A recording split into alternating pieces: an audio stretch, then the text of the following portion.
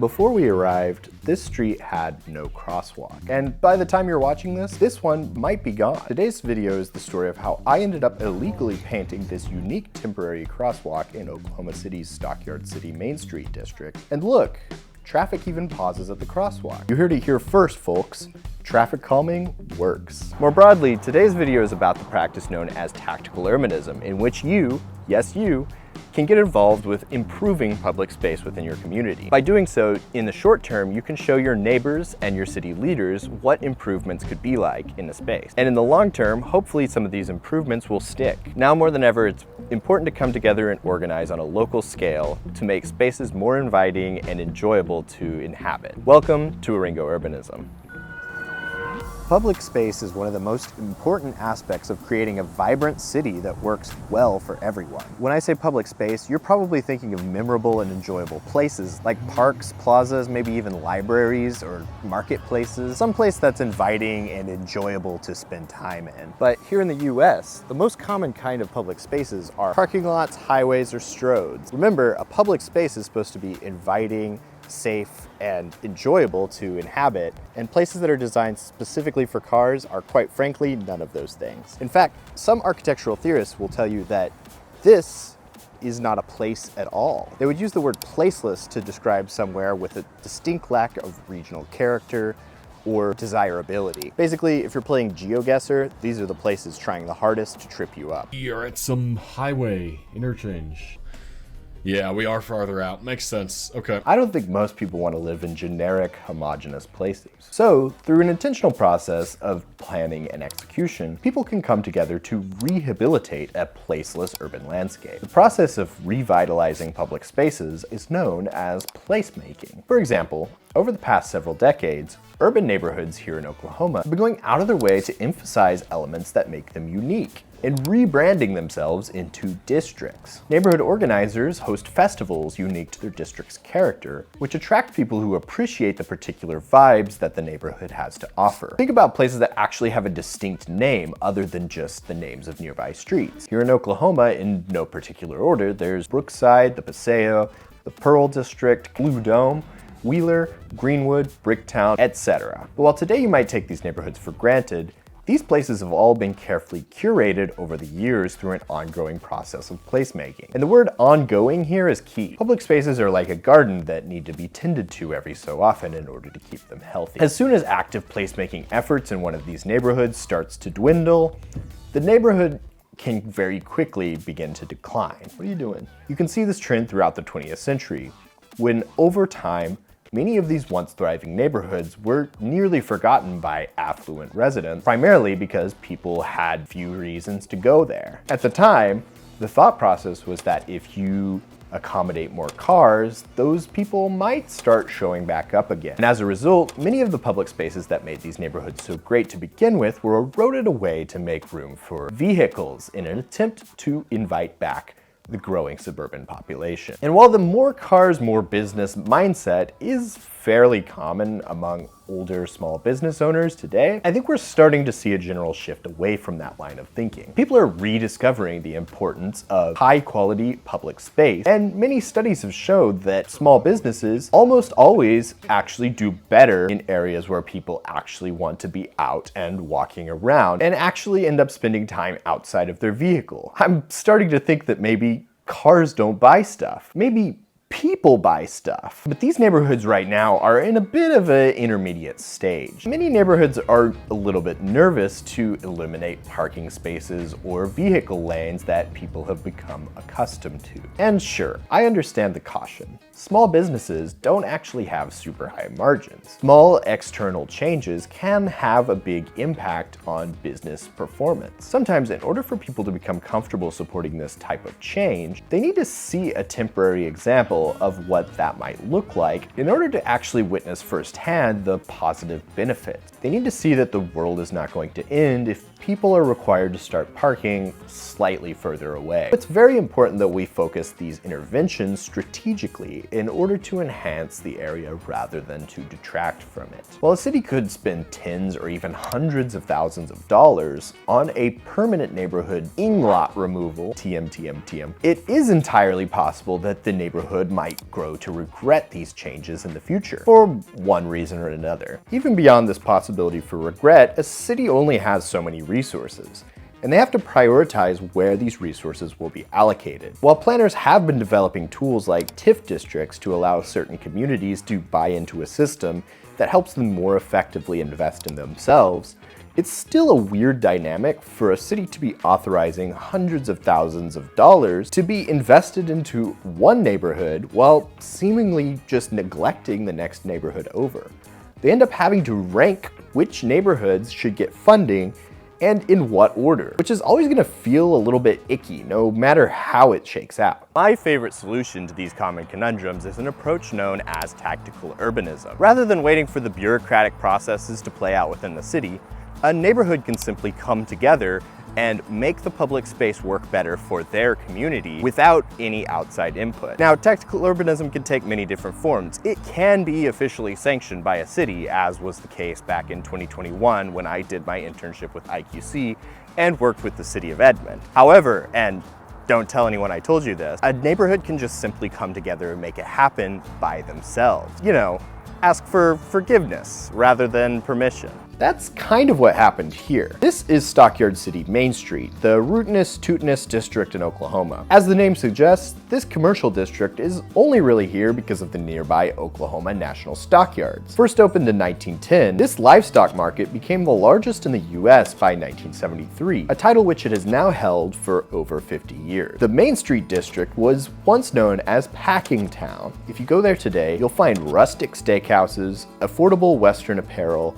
and authentic Native American jewelry. In fact, our story begins several months ago at McClintock's, an actual saloon. This past summer, the Urban Land Institute of Oklahoma hosted a couple of brainstorming sessions focused on developing a concept for a pop-up park at the corner of Exchange Avenue and Youngs Boulevard. They had received permission from a landowner and from the district to do some temporary tactical style placemaking in an existing parking lot on a very special day. I mentioned earlier that lots of these districts will host big events that reflect the neighborhood character, and Stockyards City is no different. Every year, the district hosts the Stockyards Stampede, an annual hootenanny that attracts cow people from all around the region. This event includes live music, a petting zoo, historical reenactments, a made-in-Oklahoma market, and even a beef tasting competition. Essentially, it's a real hoedown. So given the district character, we had the opportunity to demonstrate what a Western-themed public park or plaza could look like. We divided ourselves into 3 sub-teams. One focused on furniture, one on landscaping, and a third on art, which is the team that I personally chose to join. At one of those early meetings, someone mentioned that it would be cool if we could do a crosswalk as a part of the project. I thought it was kind of a no-brainer. The area generally has higher pedestrian traffic than other parts of OKC, thanks in part to the on-street parking, but also there's a homeless shelter on the corner across from our pop-up park site, and the surrounding residential area skews a little bit lower income, which means that more of the neighborhood residents are likely to consider walking and taking the bus due to not having a car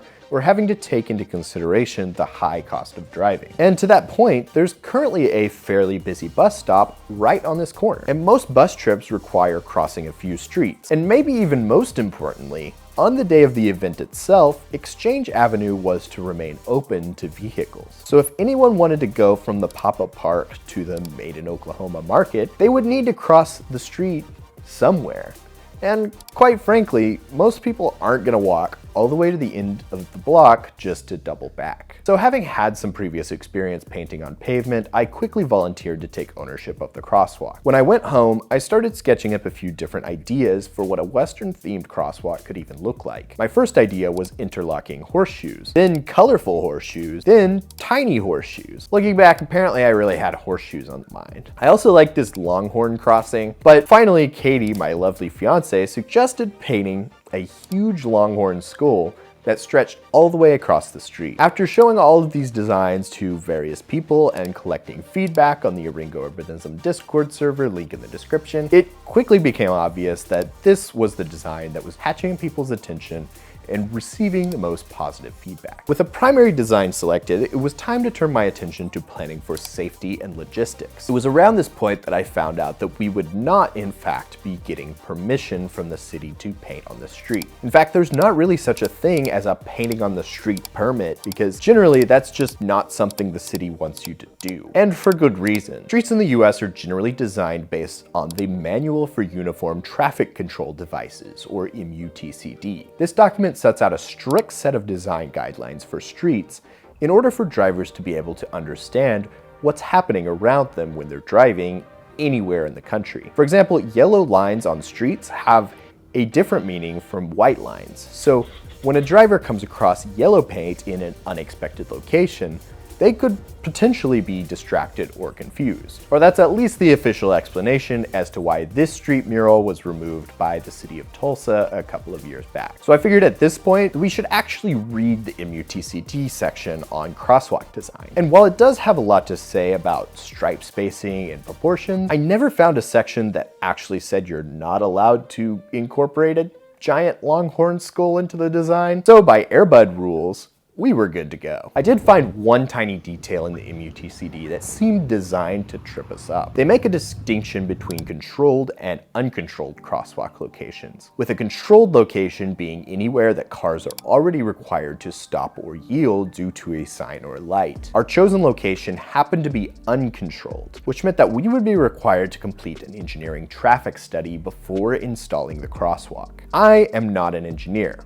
which means that I cannot legally perform an engineering study. But also, an engineer would probably not want to put their career on the line by putting their actual stamp on this kind of unauthorized shenanigans. Not to mention, a real traffic study can take months or even years depending on the requirements of the specific project site. However, none of those things were going to stop me from attempting to do my own informal, non-engineering study of the project site. The MUTCD even conveniently gives you a list of bullet points to consider in this study, which were all things that I could, at the very least, spend a few minutes looking into and writing up a short summary. I basically used this engineering study requirement as an excuse to write up some documentation to defend why this location desperately needs a crosswalk. I also included a few long-term design suggestions to make this crossing safer, such as reducing the overall number of car lanes, or providing curb bump outs, stop signs, and pedestrian crossing signs. I'll link my study in the description in case you're curious to read it, and real traffic engineers, feel free to roast me in the comments. Anyways, with the design and location pretty much sufficiently covered, the last step was to simply make it happen. For the big skull, I opted to create some partial stencils out of printed 11 by 17 pages, which I could cut into the required shape. These would cover the more complex parts of the skull geometry, and I figured we could simply fill in the gaps between these stencils with painter's tape. As for the stripes, these would be laid out with a tape measure and painter's tape according to the dimensions I specified, which of course were based loosely on the MUTCD crosswalk standards as outlined in my study. The Thursday evening before this event, I pulled up my car and parked directly in the middle of the street with my hazards on. I got out and immediately started sectioning off the work area with traffic cones. The plan was to start with the middle 2 lanes, and to switch to painting the outer 2 lanes once the middle ones were fully dry. Luckily, this street has fairly low overall traffic, as I found out when doing my traffic study, so none of this seemed to be a big deal. I did get laughed at by some of the people who were hanging out at the bus stop nearby. I then got some help from some of the other volunteers with taping down the stencils for the skull. Of course, right when we were trying to tape those stencils down, it was super windy, so the long strands of paper were slightly uncooperative. As a result, the stencils ended up being slightly lopsided, which is only really noticeable if you look pretty closely at the final result. By the time we finished painting the middle 2 lanes, it was starting to get dark, and we were getting nervous that we wouldn't be able to finish the outer 2 lanes within a reasonable amount of time. The paint was taking longer to dry than we had originally expected, so opening up the middle 2 lanes wasn't really an option yet. But given that bus service was done for the day and traffic on the street was even lower now than it had been when we started, we decided to simply block the street entirely and direct any cars that did show up to choose an alternative route. This was slightly nerve-wracking at first, but it ended up working out just fine. We also slightly simplified the outer lanes from what I had originally designed, only painting one additional crosswalk stripe on each side, and finishing out the tips of the horn. By the time we were done painting, we'd also finished setting up the pop-up park itself. We had planter benches made out of pallets, borrowed plants and saplings, and tables and chairs made from those big wooden spools, you know the ones. With all of us now focused on painting the crosswalk or redirecting traffic, we were a little bit on edge. So when we saw flashing red and blue lights, there was a moment of dread, where we thought we were in a little bit of trouble. But then we remembered that we had hired a security guard to watch the space overnight and make sure nobody would steal the plants or tamper with the furniture before the event. As we remembered this, we all breathed a collective sigh of relief and began reopening the lanes to cars as the paint started to seem dry enough. And that was that. We headed out and hoped for the best. All that was left was to wait until Saturday and to see what people thought.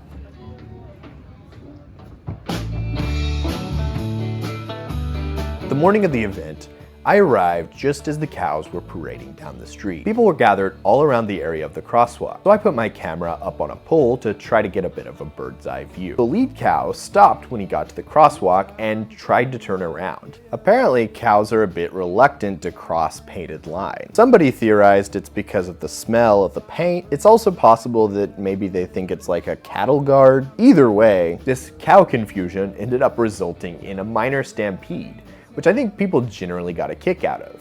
And I can say that because to my knowledge, nobody actually got hurt. After the actual stampede, the Stockyards stampede was now in full swing. And I think people genuinely enjoyed the pop-up public space. The tables and chairs made for a great place to sit and enjoy the live music. The Adopt a Cow interactive art piece seemed to be a big hit with the kids. Of course, I also noticed that people were actually using our crosswalk. And the cars, they were actually slowing down to let people safely cross. Let me be clear, I'm not saying that you should go out and break the law willy-nilly by painting whatever you want, wherever you want. But so many of the streets and public spaces we have today are designed in ways that blatantly disregard human safety, comfort, and health. By getting together with your neighbors and collectively creating intentional, well-considered tactical urbanist interventions, you can genuinely make your neighborhood a safer and more enjoyable place to inhabit. You can reinsert a slice of humanity and community into the design of your neighborhood, and you can do it on a fraction of the budget that would be required if your city did it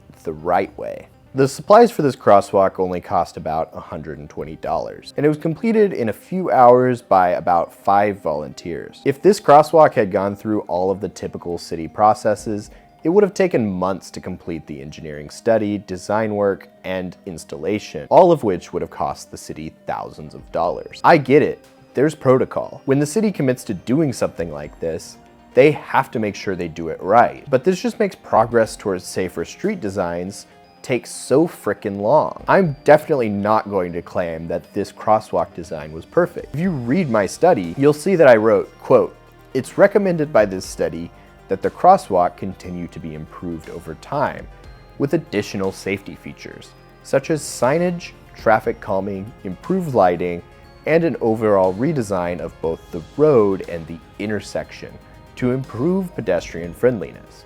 However, the simple addition of this crosswalk will serve as a small, incremental step towards those future large-scale improvements." And this is where tactical urbanism can begin to serve as a critical step towards real improvement to our neighborhoods. Think of it as a form of protest. You probably know where in the community needs better safety infrastructure. You might know of an underutilized parking area nearby, or a park that could benefit from some strategic placemaking. And if you can get together with your neighborhoods over a weekend to breathe some new life into these shared public spaces, everyone will ultimately benefit. Ideally, your city will even see the work you've done and consider investing resources into your neighborhood in new and meaningful ways. But the long term is just that, a long way out. If we can get to work right now making public spaces better, it'll help people see our cities from a new perspective and open their minds to new possibilities. One organization pushing forward on this grassroots approach to urban design is Better Block, based down in Dallas, Texas. They even have an open source design library called Wikiblock, which could be a fantastic starting point if you're looking to organize your own tactical urbanist project in your community. As for our crosswalk, I'll say that the tempera paint held up much better than I expected. I went back immediately after the first rain to check it out, and it was certainly still visible. More recently, we've even had a wave of storms pass through the state, and while the paint has noticeably faded, it's still surprisingly visible. More than anything, this project reignited my desire to get involved with more tactical urbanism in the future. So now, I'm on the hunt for our next project site. Here's where you can get involved. If you're familiar with Tulsa or Oklahoma City, and you have an idea for where we could do our next tactical urbanist intervention, I've linked a form in the description for you to fill out with your proposal and contact information. Think about things that we can achieve with just a small intervention, whether that be paint or other straightforward items that can be purchased at, say, a hardware store. If I like your idea, we'll be in touch. Now, of course, the most effective place for this kind of intervention is going to be somewhere already adjacent to a fairly walkable or pedestrian-friendly space. Unfortunately, we have quite a shortage of pedestrian-first spaces here in Oklahoma. That's because we tend to use cars as our primary mode of transportation to get throughout the city. In order to reduce this reliance on cars, we really need to build a high-frequency, grade-separated passenger rail system, also known as a metro system. Now, unfortunately, there's a lot of things keeping small or mid-sized cities from building a metro system today, but some of those reasons might surprise you. In this video, I traveled to Glasgow, Scotland to learn why they haven't built a new metro line in over 100 years. You should really check that out. Thank you to everyone for supporting me on Patreon. You're all the best.